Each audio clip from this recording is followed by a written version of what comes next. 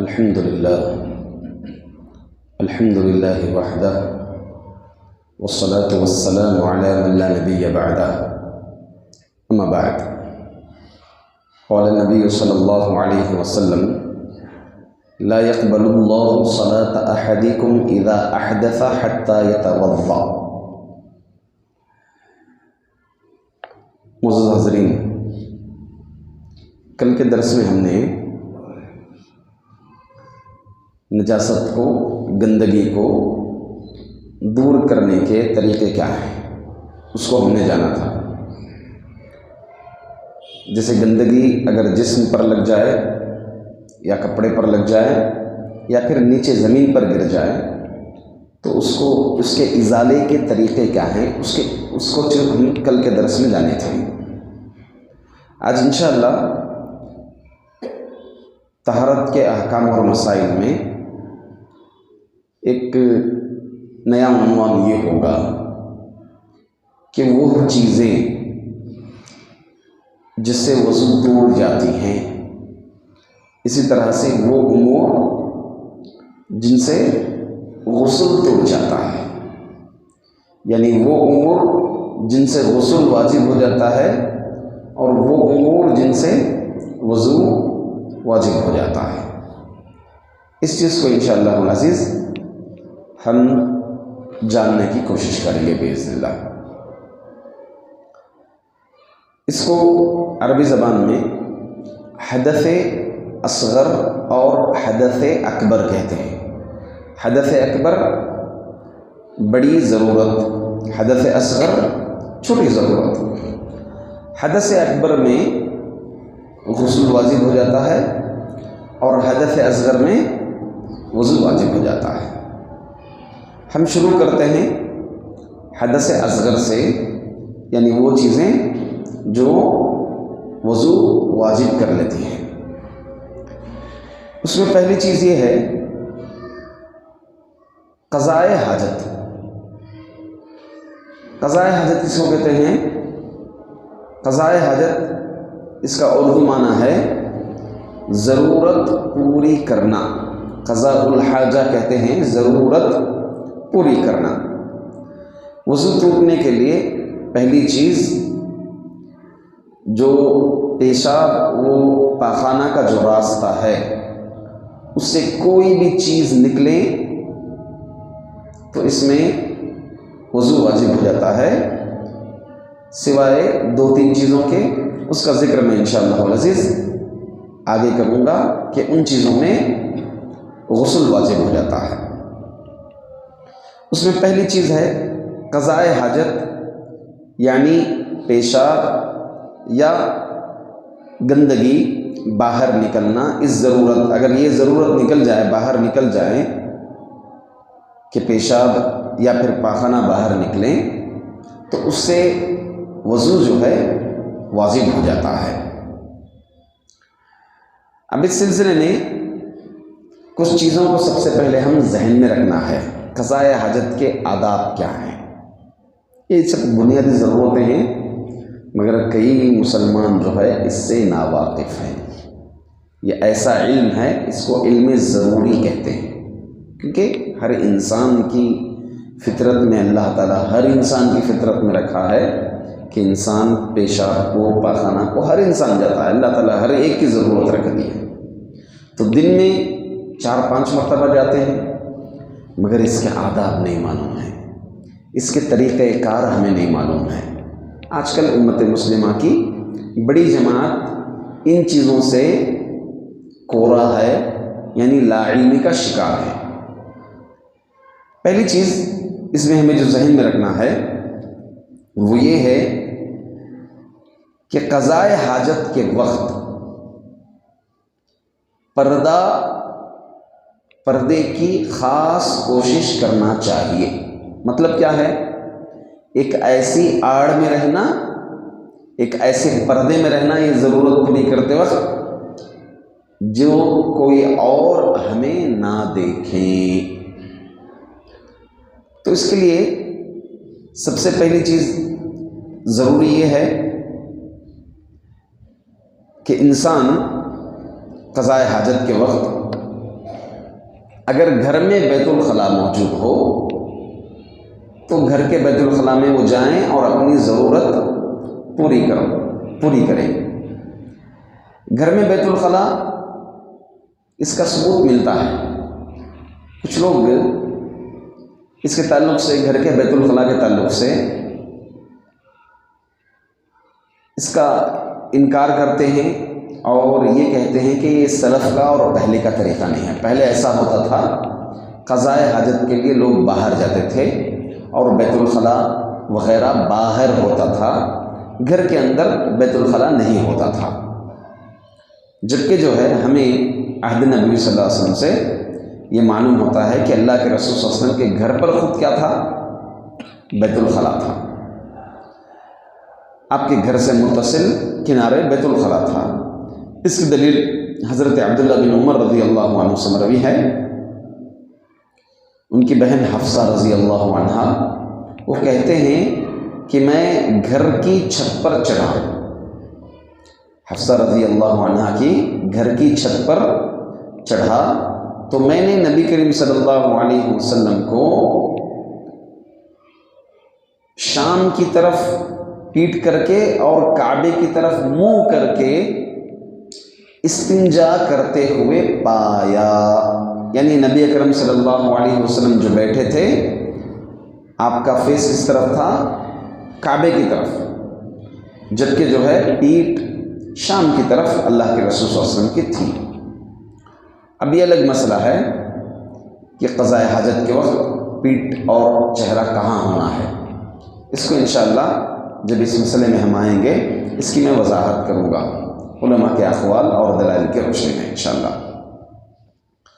اس سے یہ بات معلوم ہے کہ گھر کے اندر اگر بیت الخلاء ہو، گھر پر بیت الخلاء ہو تو آدمی کو چاہیے کہ وہ گھر کے بیت الخلاء میں جائے، اور اگر گھر پر ایسا بیت الخلاء نہیں ہے تو چاہیے کہ وہ کسی دور کنارے تنہائی میں چلے جائیں جہاں پر لوگوں کی نظر نہ پڑے، جہاں پر لوگوں کا اٹھنا بیٹھنا چلنا پھرنا نہ ہو، ایسی جگہوں پر جانا چاہیے۔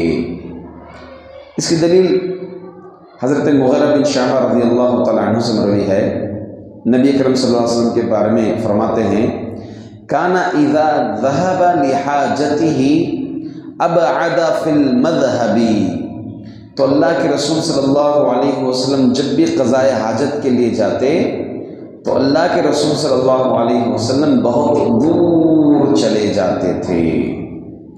ایک اور روایت میں یہ ہے فانطلق حتى توارى عني فقضى حاجته، کہ اللہ کے رسول صلی اللہ علیہ وسلم قضاء حاجت کے لیے اتنی دور چلے گئے کہ میری نظروں سے اوجھل ہو گئے، یعنی نظر سے غائب ہو گئے، اتنی دور چلے گئے۔ ایک اور روایت اللہ کے رسول صلی اللہ علیہ وسلم کی یہ الفاظ آئے ہیں، حضرت جابر رضی اللہ عنہ بیان کرتے ہیں کہ ہم نبی کریم صلی اللہ علیہ وسلم کے ساتھ سفر میں تھے، فَكَانَ لَا يَأْتِ الْبَرَازَ حَتَّى يَغِيبَ فَلَا يُرَى، کہ آپ صلی اللہ علیہ وسلم جب بھی قضاء حاجت کے لیے جاتے تو غائب ہو جاتے اور ہم کو دکھائی نہیں دیتے تھے، اللہ کے رسول صلی اللہ علیہ وسلم دکھائی نہیں دیتے تھے۔ تو معلوم کیا ہوا، قضاء حاجت کے سلسلے میں آدمی کو چاہیے کہ پردہ پوشی میں قضاء حاجت ہو۔ پردہ پوشی مطلب پردے کے اندر قضاء حاجت ہو، ایسا مقام ہو جہاں پر لوگوں کی نظر نہیں پڑتی ہو۔ تو ظاہر سی بات ہے گھروں پر بیت الخلاء ہیں وغیرہ ہیں جہاں پر پردے میں رہ کر کے انسان اپنی ضرورت پوری کرتا ہے، اور اگر گھر پر اس کی سہولت نہ ہو تو انسان کیا کرتا ہے، اس کو چاہیے کہ وہ کہیں دور ایسے مقام پر چلے جائے جہاں پر لوگوں کی نظر نہ پڑتی ہو۔ یہ پہلی چیز ہے قضاء حاجت کے سلسلے میں۔ دوسری چیز قضاء حاجت کے سلسلے میں وہ یہ ہے کہ اپنے پاس کوئی ایسی چیز نہیں رکھنی چاہیے جس کا احترام ہم پر لازم ہے۔ جی، ایسی چیز اپنے پاس نہیں رکھنا چاہیے دوران قضاء حاجت، ہاں، جس کا احترام ہم پر لازم ہے، جیسے انگوٹھی جس پر کلمہ لکھا ہو، جس پر اللہ تعالیٰ کا نام لکھا ہو، جس پر محمد صلی اللہ علیہ وسلم کا نام لکھا ہو، یا پھر کوئی اور چیز اپنے پاس رکھے ہیں جس میں اللہ کا نام ہے، محمد صلی اللہ علیہ وسلم کا نام ہے، قرآنی آیات ہیں، ایسی چیزیں۔ دیکھیں تعویذ کا انکار اس سے بھی کر سکتے ہیں، لوگ آیت الکرسی وغیرہ باندھ کر کے تعویذ رکھ لیتے ہیں گلے میں، اسی میں بیت الخلا جا رہے ہیں، بیت الخلا سے باہر آ رہے ہیں، تو بے ادبی ہو رہی ہے۔ ایک الگ پہلا مسئلہ یہ ہے کہ وہ شرک اصغر ہے، کیونکہ توکل کا باب جو یہ بتاتا ہے اللہ پر توکل کرنے کے بجائے آدمی جو ہے ایک کالے دھاگے پر بھروسہ کر لیتا ہے، اس ناحیے سے کیا ہے شرک اصغر ہے، اور خود نبی کریم صلی اللہ علیہ وسلم کو صاف منع فرمایا۔ اب یہاں سے بھی اس کا رد یہ ہوتا ہے کہ آدمی جب اس کو پہن لیتا ہے تو اس کی بے ادبی کرنے لگ جاتا ہے، تو اس لیے چاہیے کہ ایسی کوئی محترم چیزیں نہ پہنیں جس سے بے ادبی لازم آ جاتی ہے۔ ایک حدیث ہے، اس حدیث پر گرچہ جو ہے کلام ہے، کچھ علماء نے اس کو ضعیف بھی قرار دیا ہے، کچھ علماء نے صحیح بھی قرار دیا ہے۔ نیل الاوطار میں اس کی وضاحت ہے، اور اسی طرح سے امام البانی رحمۃ اللہ علیہ مشکات المصابیح کی شرح میں بھی اس کی تحقیق کی ہے۔ وہ حدیث کیا ہے؟ سنن اربع اور مسند احمد میں بھی یہ روایت موجود ہے، چاروں سنن میں موجود ہے۔ کان النبی صلی اللہ علیہ وسلم اذا دخل الخلاء نزع خاتمہ، کہ اللہ کے رسول صلی اللہ علیہ وسلم جب خلا میں جاتے، تنہائی میں جاتے، بیت الخلا جاتے تھے، تو آپ اپنی خاتم یعنی انگوٹھی نکال دیتے۔ کیوں؟ کیونکہ نبی کریم صلی اللہ علیہ وسلم جو انگوٹھی پہنتے تھے اس پہ محمد الرسول اللہ لکھا ہوتا تھا۔ اللہ کے رسول صلی اللہ علیہ وسلم پر جو انگوٹھی ہوتی تھی اس پہ کیا ہوتا تھا؟ محمد الرسول اللہ لکھا ہوتا تھا۔ اس لیے اللہ کے رسول صلی اللہ علیہ وسلم چونکہ اللہ کا نام ہوتا تھا، تو آپ جب بھی بیت الخلا جاتے تو اپنی انگوٹھی نکال کے آپ بیت الخلا جایا کرتے تھے۔